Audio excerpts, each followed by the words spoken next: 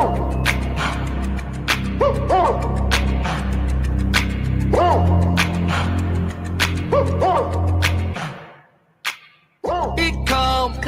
morning to you all. Welcome to Feels Out Loud, brought to you by Becoming Together Therapy and Wellness. It is Sunday, and I hope you have found your morning beverage and a cozy little place to join us today. This is your host, Tara Martini, along with Becky McNattin. We are so happy to have you listening as we live and share stories of mental health. Okay, so take a moment right now, everybody listening, and just quickly think back on your days recently. What moments have caused you to feel angry? Have you had an interaction with a friend, a family member, a coworker, maybe even a stranger that left you having a big feel? And as you think about that moment, what do you remember saying or doing? How did it end? And what did you walk away feeling? Last week, we talked about anger as an emotion, and today we want to get into what anger can look like in relationships. In what ways do we communicate feeling mad? And how does this intersect with how the other person communicates their own anger? Relationships are really messy for sure, and I would guess that interactions causing even mild feelings of anger have been present at least a few times this week for you, and probably in different relationships. So this morning, we are going to process a scenario that is likely a parallel to something every adult has experienced. We're going to go with two friends, Jill and Eric. And they're great friends. They have been for many years. They see one another often. They text several times throughout the week. The two of them decided to plan a day together and started with brunch at their favorite restaurant. They planned to head out thrifting and go for a walk around a local lake after that. While at the restaurant, they started talking about what each of them had been up to recently. They laughed a lot, and then Eric says, "It's really great to see you, Jill. I was actually a little frustrated when you reached out about planning something because it's been a while since we've done anything. I thought hanging out was important to you." Jill felt herself instantly get angry. She stopped eating and looked away. Immediately, she felt like Eric was making their social schedule her responsibility. So she said, "That's awesome that you make me feel guilty about us not getting together. Is this seriously how you wanted to spend our time together today? Making your issue our issue? What happened to enjoying the moment when we get to have it?" Eric said, "Wait, are you for real right now? I tell you I felt frustrated about not getting together. I shared honestly, as you have asked me to. And then you get angry with me about bringing it up? I thought relationships were for sharing, Jill. I thought spending time together meant something." Jill now felt like she could explode and said, "Unreal. Completely unreal. I do the work to reach out. I plan the day. I tell you where to show up. And you tell me it isn't enough? Who's at fault here for us not getting together more often?" And listeners, and Tara, we pause now. Has something like this happened in your life? Has a relationship moment that you thought would go one way gone completely in a different direction before you could even recognize it? And what did you do? I think we can all see here that Eric and Jill are both feeling defensive. And this moment is key because they are at an intersection where the exchange could go a number of different ways. Tara, where do you see it headed? Goodness. Well, my first thought is I just see it escalating. How many times have we been in a restaurant where we've seen this? Absolutely. And then inevitably you see someone get up and leave, like throw their napkin down with drama and then leave dramatically. And a lot of times it's interesting because sometimes the person who's left looks shocked and surprised, like, what just happened here? What just happened here? Or you see the person still sitting going, well, I'm not going to go chase that person. So it's interesting how we can see this play out and have seen it play out. And probably have lived it. Absolutely. And for sure lived it. Where it escalates even before as somebody is kind of left sitting there, like, what just happened? Maybe both people are sitting there with what just happened. We see this and we can see it in the interaction already. It kind of like one-ups as it's going. Absolutely. Very quickly. Yep. Well, and then on a personal note, I was like, how could you be angry when you planned a day of thrifting and going out to lunch? Totally get it. And it seemed like they didn't waste any time. They did not. Well, deep breath, everybody. This is a lot. We will continue talking through this scenario as it relates to anger and conflict, as well as the 5 anger languages when we come back from this commercial break. Thank you for listening to Feels Out Loud.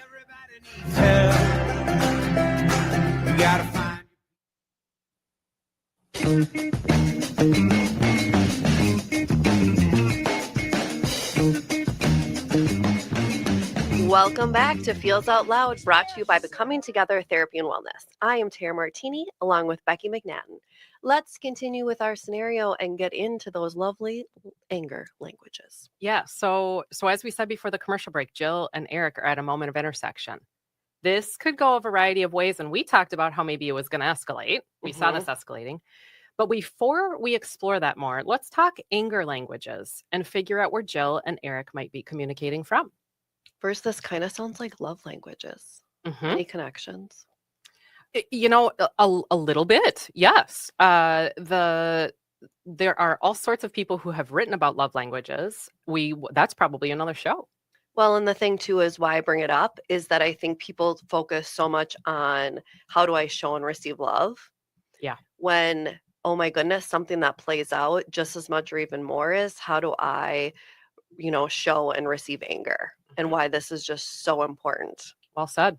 So the thing about it is humans are unique beings, and each of us has these individual blends of personality and life experiences. So were you thinking, I was kind of thinking over the commercial break about how you feel anger, how I feel anger. Yep. Maybe an audience member got to thinking about how anger was modeled for you. And maybe you thought about how you see anger around you. We spoke about that at the commercial break. Where do we see this play out around us? Where have we seen this so many times? In day to day. So this applies to everyone. Yeah, and to kind of answer your question that you asked just a second ago, I was reading an article recently on a platform called Psychology Today, and there was this fascinating read on the languages of anger. The article offered 5 different languages that people utilize when they get angry. We're going to talk through the 5 anger languages today, and of course, you and I are not saying that people use only one.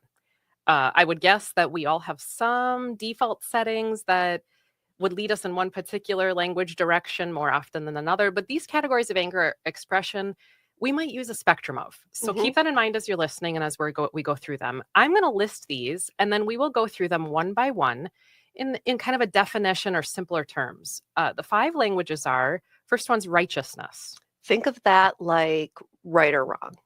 Second one is retribution. Or payback. Good way to describe that. Third one is indignation. Playing the victim. Fourth one is distraction.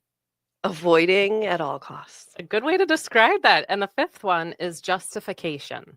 Reason making. You got to justify it. So the first one that we're going to break down is righteous.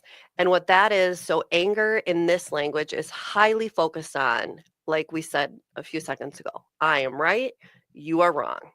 There is scorekeeping, accusations, maybe even personal attacks. Doesn't mean there has to be all 3. There could be a combo. People might say things like, you don't know anything, or see, I told you. Folks who use this language have solid comebacks, tend to be people who stick to their own beliefs, kind of dig their heels in, and make a conflict bigger. Yeah, that escalation. Yes. The second language on that list is retribution. And as it elicits even in that term, this is all about vengeance. And as you said, Tara, really beautifully, payback. If you are a grudge holder, maybe a person who doesn't forget things that happened and maybe doesn't let others forget either, you might speak the language of retribution. This type of anger aligns with concepts like eye for an eye, or you will pay for this. People tend to have a short fuse when using this anger language. They move to anger quickly and maybe even say things like, don't forget what you did. They don't let you forget. The third language is indignation. And yes, this is quite a word. It's a big word. Yeah. It's a big word. So folks within this anger language see themselves as being treated unfairly. So they make others feel guilty for making them feel badly, and may even use guilt trips to avoid expressing underlying feelings. And that's an easy way to look at it with a big word, is just think guilt trip. People might question the behavior from others and feel victimized in relationships. So you may hear things like, how could you? Or I can't believe you would do that to me. That's a great way to describe it. Distraction, we said, was the 4th anger language. And I think we can kind of maybe get a good feel of what distraction is even by the title, distraction. For sure. People in this category do not like confrontation and prefer avoidance of conflict. They might try to distract from the issue at hand or bring things up from the past to deflect the current moment off of them, back onto somebody else. So sometimes people might say things like, so and so made me do it. Or it wasn't my fault that this happened. Did you see what so and so did? To kind of get the focus on a different person. Or somebody might say, well, remember when you, and then fill in the blank, Yes. no one got mad at that. Mhm. All of this with the intention to end a conflictual moment or avoid taking responsibility for an aspect of it. So I wonder, Becky, would people fit into this category if, because we all know someone, or maybe it's ourselves, who, when the conflict is occurring, they'll go, I can't do this, and they'll walk away. Yes, sure could be. Yes. So it doesn't have to be, if Mhm. we can remember, it doesn't have to be a verbal distraction. It could literally be proximity Yep. and them leaving. Great. It's that Yes. choice to avoid. Well said. And the last anger language is justification. So this language is all about someone convincing themselves that the other person deserves their anger. The moment or issue at hand is exactly as it should be because the person has done something to make it happen. People who utilize this language will tell themselves that the anger is right because of unfair treatment and might blame others without taking responsibility for their own actions. Those in this category, we tend to be real good at put downs or intellectualizing anger and might say things like, serves you right, or you deserve it, or you had it coming, or karma. So what are your thoughts about these languages, Tara? Do you know folks who fit into each arena? Well, girl, of course. Because here's the thing. After, even when I would read one of the descriptions, either a name or a visual popped into my head of, we all know people in our lives who have chosen this. And it isn't, and I think you made such a good point earlier about, this isn't that you pick one and then you're always going to do it, right? You could have a variety of these, but as you pointed out earlier, there is a go-to. And no one's making a conscious decision to say, I am going to justify, I am going to blame, I'm going to distract. But, and we'll get to this too if you listen to our next episode, of this piece of, but that's what's safe for them. And that is their go-to. And so they're doing it without even thinking, while you on the outside are realizing, wow, they have a pattern of behavior. Sure. And that to hear this list, even from a like almost a humorous call out, we maybe see ourselves in the list. I myself kind of identified with Eric in the argument. In his anger language probably is a little bit of a combo of a few things between him and Joe. Yep. And he utilized some of that indignation of like, I thought relationship mattered to you, Jill. I thought that you enjoyed getting together. This kind of like, how could you do this? When he said, you've asked me to tell you the truth. You've asked me to say to you, I found myself even thinking like, I've said that before. Right. And, you know, a kind of a funny call out, even as after I read this article, I was saying to my family, I kind of think that I might use indignation as my anger language, and my entire family, like in unison, smiles and nods their heads. And I'm not sure what I was expecting in terms of is that a good or bad thing? More dialogue. But you know, important in self-awareness and recognition of what are we maybe bringing to the anger table, what to be cognizant of, and then how is that maybe going to impact the interaction. For sure. You know, in terms of anger language and applying that to our scenario, what did you think about Eric's anger language? Well, here's the one thing I noticed, and you pointed out perfectly, was it's almost like he made some beautiful points and then twisted it to blame her, right? Where if you just took his statements as, instead of, you know, I thought relationships were important to you, relationships are important to you.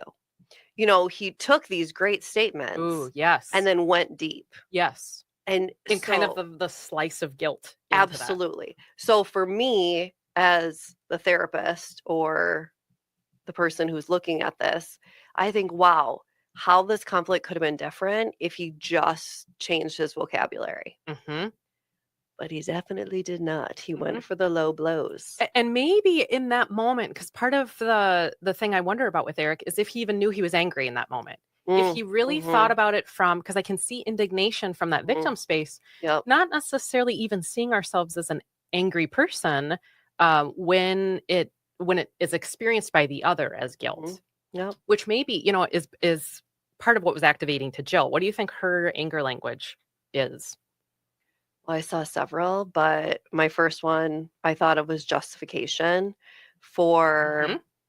that but it was also the blame one as well. But it was That this, righteous yeah, part, yeah. that righteousness of, hey, like, oh, I'll plan all this stuff. I'll be the one who reaches out and does, and this is what you're giving me in return. Hmm. Where it was, look what I have done, Yes. and now look at how it's being received. She's Yes. definitely the victim. And her saying in that justifying piece, like, if you feel mad, it's because you did it. Oh, Because for sure. I planned this. You're choosing to spend the time Mhm. this way. If you feel angry, that's on you, Yep. which is very much a justifying. And the part that feels, I agree with you. And the part that feels righteous is that quick. She's like real quick to anger here. She Mhm. jumped in with Oh. 2 feet Mhm. right away. And in that, instantly experiencing, hey, you're making me responsible for our social schedule, Mhm. rather than saying that out loud. She did write that in her head, but she didn't ask him a question or be curious about it. No. So that kind of quick or short fuse does make me think of righteous. Well, and also the idea of, I also thought maybe it's too much like a therapist. I was like, "Oh, this girl is triggered." And what about her past, or what happens to her quite a bit that triggered that? What about it? What is her background in this? Because I mean, she just went in. Yeah, and where has she been made to feel responsible Right. for other things, or and then we can think about, okay, so different anger styles impact the Mhm. interaction differently. Mhm. Wait, got me wondering about this scenario. What if there's two people who use righteous? What if there's two people? Mm. Because maybe at a restaurant, we've seen two people start screaming at each other. Mhm. Maybe we've seen two people who all of a sudden start yelling. Maybe we've seen somebody start crying and somebody else start crying. Maybe we've been both indignation and we just like do the guilt trip and the guilt trip and the guilt trip. Yes. And we say, how could you? How could you? Well, and how amazing that we don't see it in ourselves, like what we're using when the same words are going back and forth. Hmm. I wonder then too, when you see conflict resolution and kind of this play out, that if each participant has the same anger language, I wonder if there's a better chance it will be resolved, because I could see them going, what are we doing? Like seeing outside ourselves, the Yes, thing, eventually. mhm. Yes. And just that piece of both of them. And the other thing too, this is a random fact, but it's so important to remember that while you're feeling anger and you're in the middle of a conflict, so much of this doesn't even have to do with the person that you're fighting with, right? You're Well said. bringing your lived experience to You're this. bringing your whole story. So poor Eric, poor Jill, there's so much layered, and it might not be directed at this person, but in the end, it doesn't matter, because right now you're sitting face to face in a restaurant and you're not getting along. Right. Well, and that makes me think about, okay, so we in the last segment thought about where's this headed, and we went to the escalation spot. Hmm. Well, let me what if it with you for Let's just a go. second. So, what if Eric took a deep breath and used that 30-30 tool that you shared last week with everybody? Mhm. And he said he needed to use the restroom. He said to Jill, hold on, I'll be right back, and went to take a break for more than 30 seconds, but at least Mhm. 30 seconds. Yep. And then he spent 30 seconds thinking about a funny show he had just started watching. So that distraction that you talked about Yep. last week. And then told himself the following statement: I choose vulnerability over blaming, which would be a way to cope with the moment. I choose vulnerability over blaming. And he said to himself that he wanted to be a friend to Jill and share with her that he felt lonely recently. Mm. What if he did that? Okay. So then, what if then he went back to the table and said, I'm not angry with you, Jill. I'm lonely. And it felt easier to blame you for not getting together than for me to tell you that I'm just super isolated right now. And then what if Jill understood her own anger language? Mm-hmm. And she said, well, I get it. And I got defensive, Eric, which led me to being mean. And I was straight up mean to you. What if then she said, hey, in my own life, I've been made to feel responsible for lots of things, and that's pretty dang activating for me.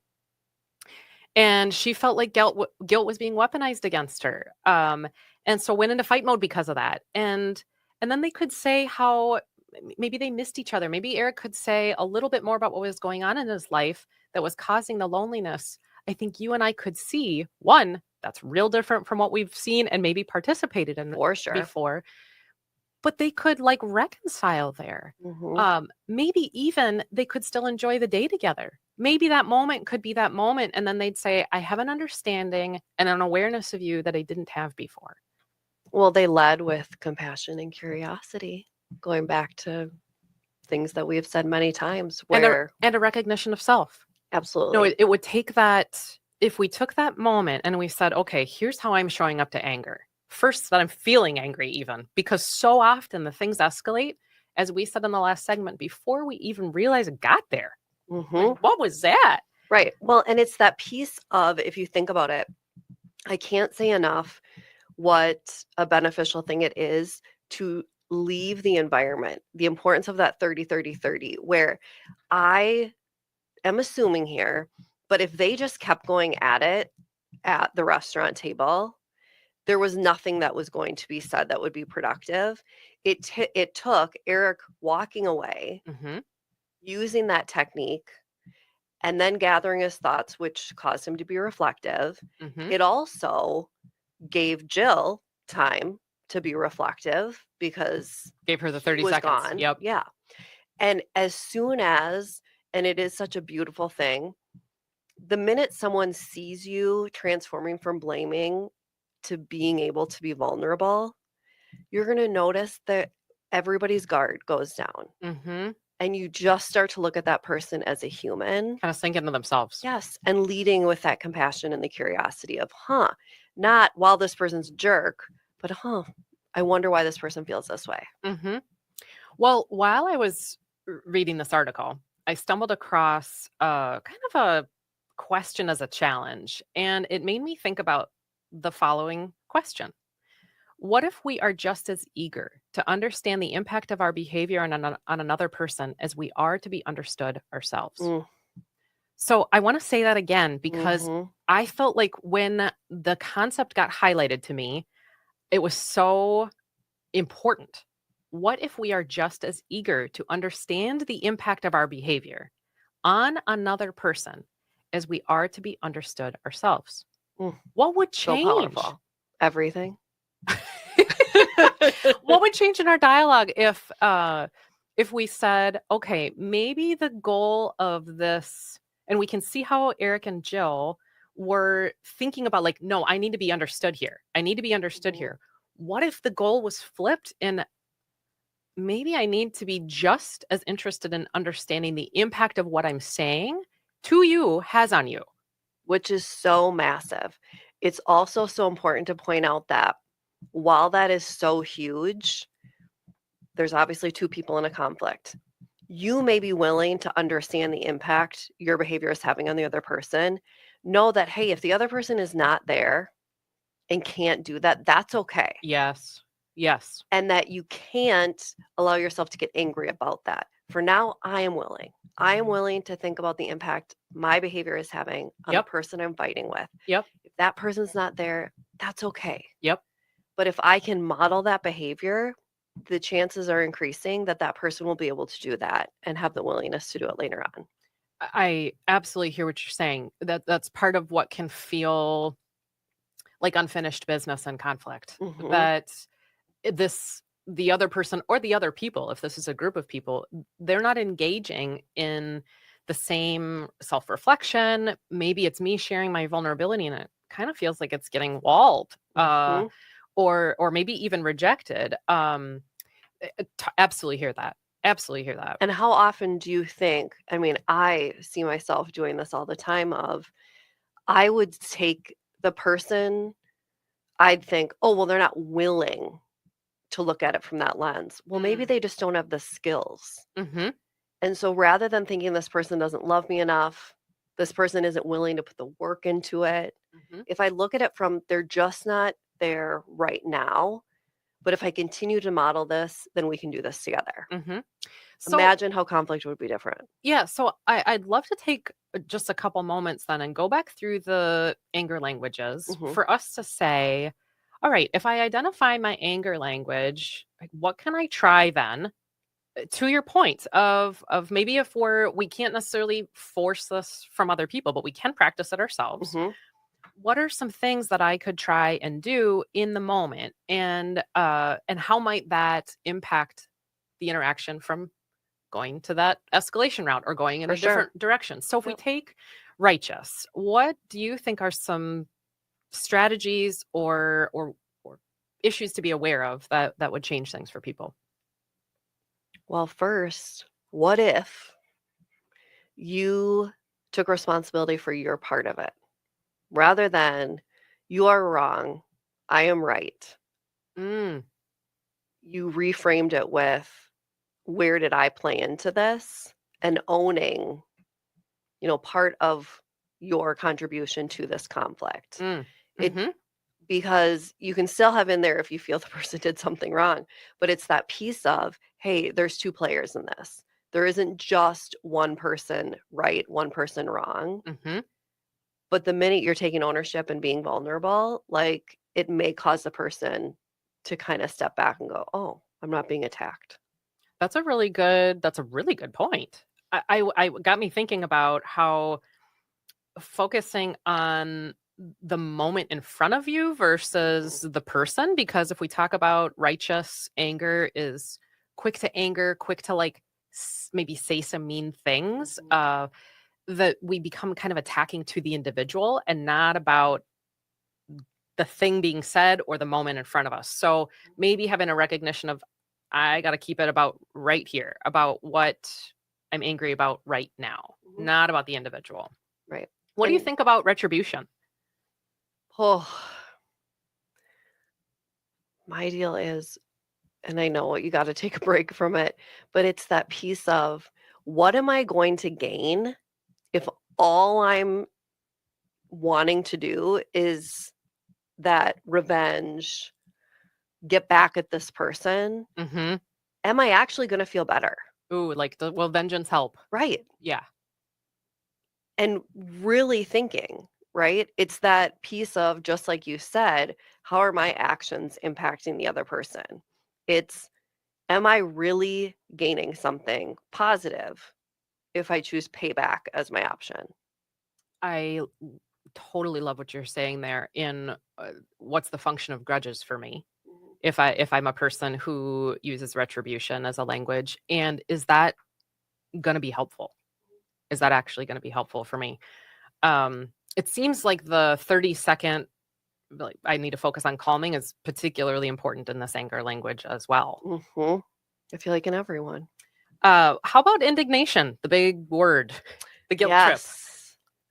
What if we viewed both of us as the victims Ooh, rather than you're the person who hurt me, I am the victim of where we both there's wrongs where on all yeah, sides. yep. And then again, it takes that piece of it becomes a shared experience, right? Wow. Yeah. Just a thought. What changes automatically when you ask yourself, what's my role in this? As you kind of share the language around what if we're both victims? What if we both have a part in this? Mhm. What if we both have lost something? Mhm. We're both impacted negatively or hard ways in this moment, and to just kind of like offer that to the moment. I love that. Well, and then it also just shows that piece of while we both have been hurt by this experience, um, Mm. less than who's right, who's wrong. And who has hurt who? Yes, and who Yeah. the victim is. So if somebody is listening to us on their distraction. Maybe the arguments, if they're with a fellow distractor, maybe they just don't have the arguments. Maybe they go to their That's what's respective called corner. no argument. But if you resonate with the anger language of distraction, what are your thoughts about what someone could try? Well, and the whole thing too is think about it from there could be listeners out here going, wait a second, you all said like take a step back and leave the environment for like at least 30 seconds. So you could be viewing it as avoidance, but it's declaring it to the other person like, hey, I just need some time type of thing. And then it goes from I'm avoiding this because I know the minute if you walk away from me, Becky, and we're fighting, I'm not going to take it as, well, I'm sure she's using one of our strategies and she's walking away. Oh, totally. It's, oh my God, she's totally avoiding and she has no respect for me. So inform the person like, hey, I just need a breather. But also the piece of, and I say this to clients and students and family members, by choosing to avoid, you're not taking the problem with you and then it's going to stay somewhere. You're still going to come back to the problem. It doesn't go away. And then it's only going to grow heavier. I like that. And recognition that for people who maybe utilize distraction as a language, anxiety really is present in, hey, we're not going to be okay, or I'm not going to be okay if we have this conflict. So mantras might be a helpful tool for folks who want to avoid the conflict, and saying something like, conflict is okay. It's okay to not feel okay, or I need to trust the relationship. We'll get through this moment.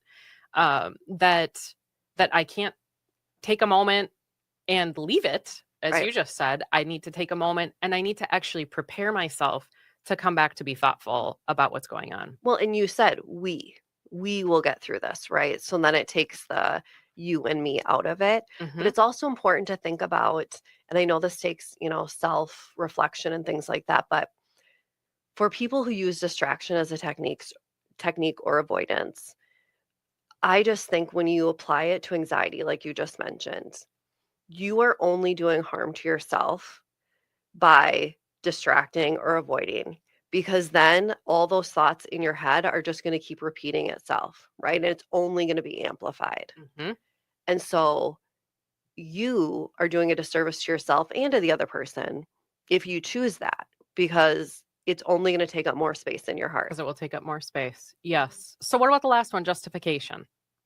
What are your thoughts about what people could try if they are seeking to sort of intellectualize or reason make around the feels being valid or the anger being valid and that being directed at the other person? I think take a moment, take that 30 seconds, people, to think of, why am I justifying this? Like, what's at the core of it, right? Yeah.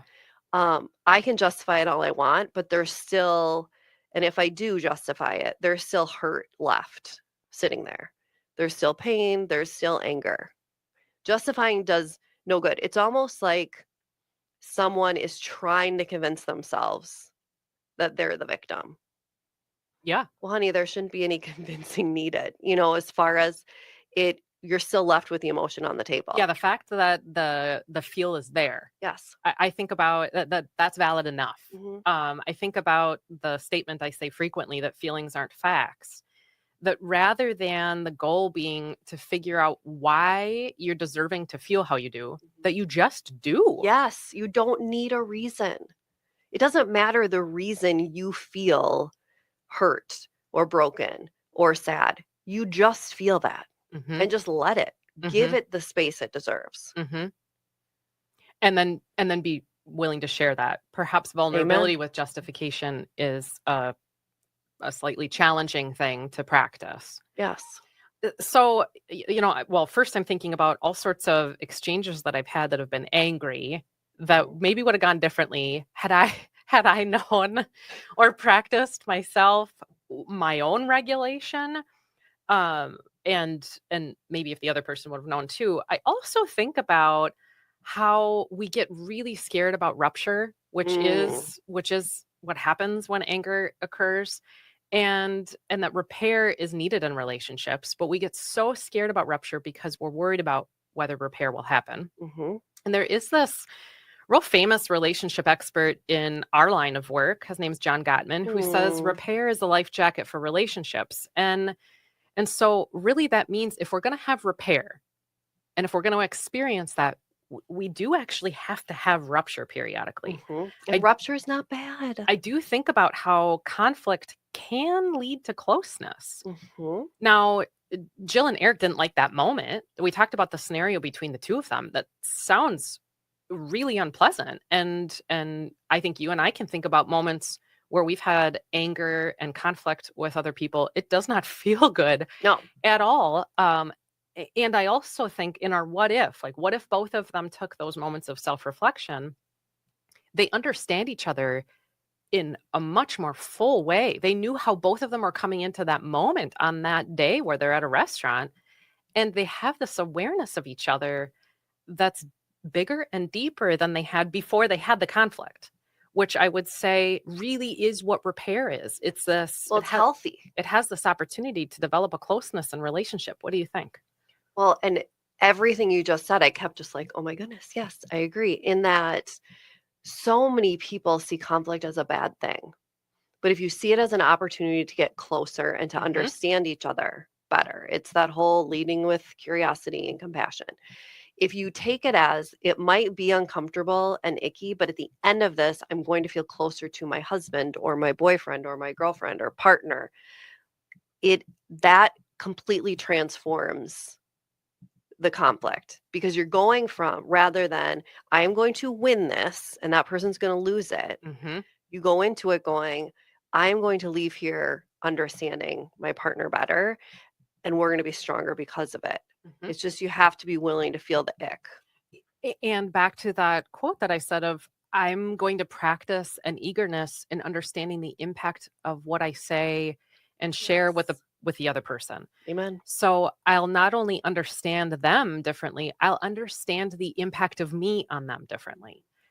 I will talk about that. I'll ask questions about that. To me, that's part of what repair ends up looking like. We have not only an understanding of that individual and an awareness of them, we have much more kind of meaning-making capacity around our relationship, which is the sort of space in between you and me. Yes. And think of it this way too, of that, for example, like we are very close friends. It's almost like, okay, well, yeah, it'd be easy to just like be that way all the time. Right. And if one of us annoys the other person, just like ignore it and whatever. But oh my gosh, that would be so boring. Right. But if we challenge ourselves to really be honest and express our frustrations or whatever it is when they come up. Yeah. Oh my goodness. Every relationship can be deeper.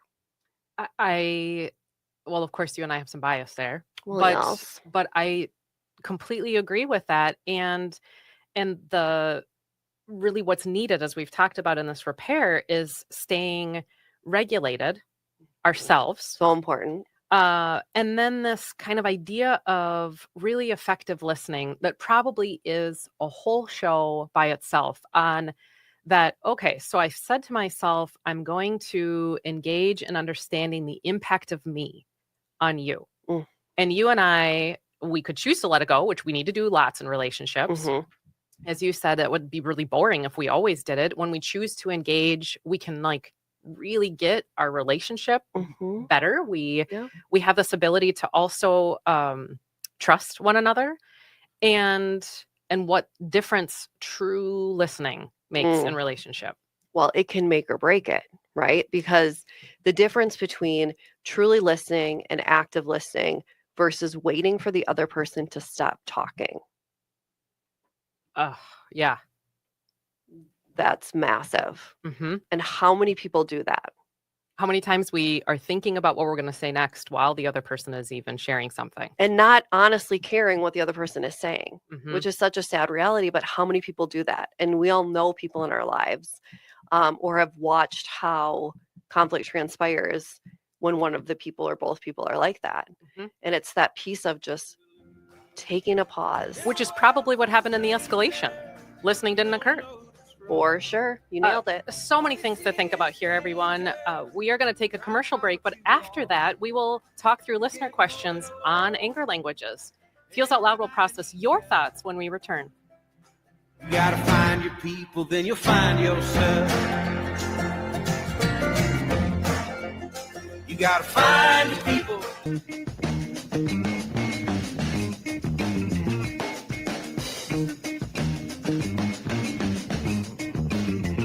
Express yourself. We are back again with Feels Out Loud, and this part of the show is where we talk through questions from you all, our listeners. If you have a question related to mental wellness, sharing feelings, or our topics for each week that you would like to process through, please visit our website at becomingtogethermn.com and find the Feels Out Loud page to submit a question directly, or email us at contact@becomingtogethermn.com. We really do want to hear from you and what you are wondering about. I want to thank you to our listeners who have sent in questions about anger and relationships. Today, we are talking through a really vulnerable expression from a listener. And I want to read what this person says right as they shared it. Mm-hmm. I hold grudges for a very long time. I can't let go of things, and I probably take that out on people I care about. I don't forget, and I usually remind people that I haven't forgotten. I don't know how to let go, even though I know it isn't healthy. Bravo to this person. So I say, yes, dear listener, I am grateful for your willingness to share. We right now are with you in your moment. I hope you can be gentle with yourself. Please hear me as I say that. I hope you can be gentle with yourself as you self-reflect on the ways that anger and grudge holding are present in your communication. And if you're that grudge holder, you may also hold resentment towards you for a long time as well. So what can they do, Tara? Well, and to also bring up, while that takes a certain level of vulnerability to admit that, and it's that piece of, wow, you've been holding on to that for so long, right? And how that Yes. must weigh, because the guilt, You hear it in what they're sharing. yes. And it's that idea of you're admitting it, which also you've been sitting with guilt for a long time. Yeah. Because you know it. But the biggest thing is you first acknowledge it, which is just amazing. Yep. So, And I want to say to them, so slow down. Having insight does not mean to rush to change.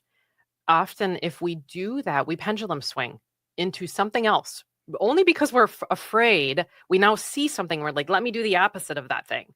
So it requires thoughtful, ongoing reflection. Spend time with yourself and think, maybe write about it. Maybe we've talked in past shows about talk out loud to yourself somewhere, how grudge holding has impacted relationships. Really spend time with that. well, and also looking at it like, one, just like you said, sitting with yourself and really thinking about it. But also, what is something, I think so many people, just like you had said, don't rush into finding a solution and Yes. changing yourself. But a simple thing that you can do is, and I have done this as in almost every episode, as I said, where I found myself responding with absolutely. So then I've really put effort into like catching myself when I say that. This listener can do the very same thing.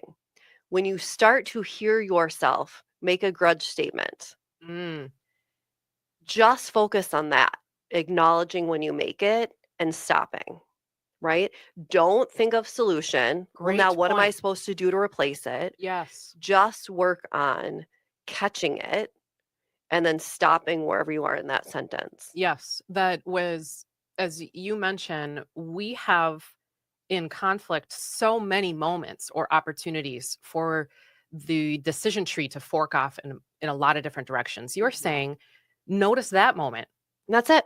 And then stop there. Yep.